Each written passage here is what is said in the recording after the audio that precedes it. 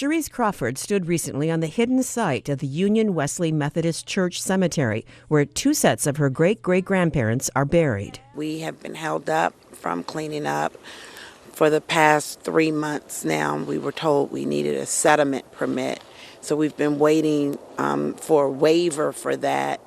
And after I reached out several times, after I finally reached out Tuesday again, I was told that we can proceed, that we did not need a settlement permit after all.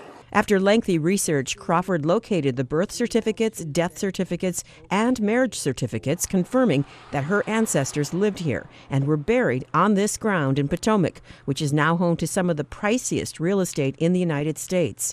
Crawford says black families like hers lived in shacks with no running water and were eventually forced off this land by higher and higher taxes imposed by the county government. And I found out that there were people buried on Piney Meeting House Road.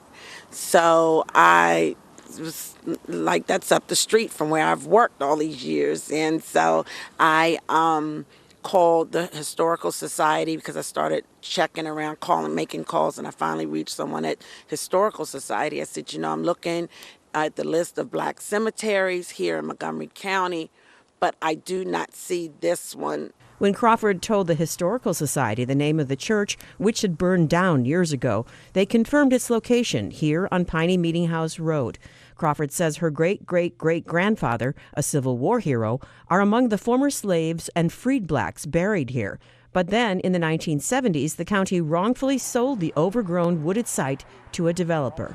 Jeff Joseph, who inherited the land from his father, has been working with Crawford to restore the burial ground. He says his dad immediately stopped plans to build on the property once he learned it was a 150-year-old cemetery. In the 80s, he approached the county because a survey showed that the road was also part of the deed.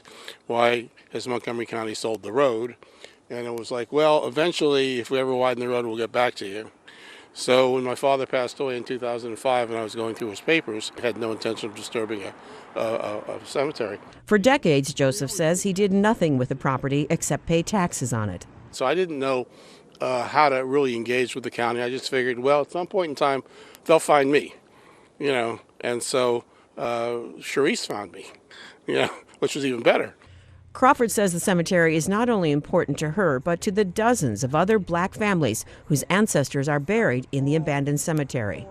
It's very important because my ancestors were slaves here. They had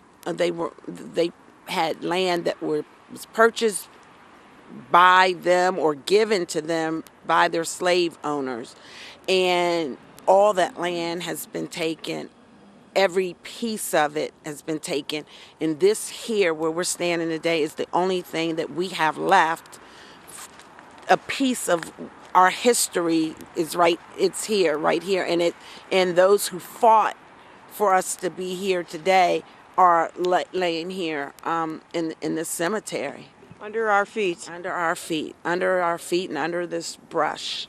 Cherise Crawford and Jeff Joseph say they will continue to work together and with Montgomery County, Maryland, to eventually make this a nonprofit and rectify the mistake that was made so many years ago.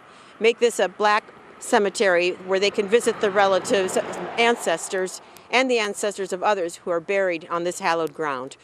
Carol Van Dam for VOA News, Potomac, Maryland.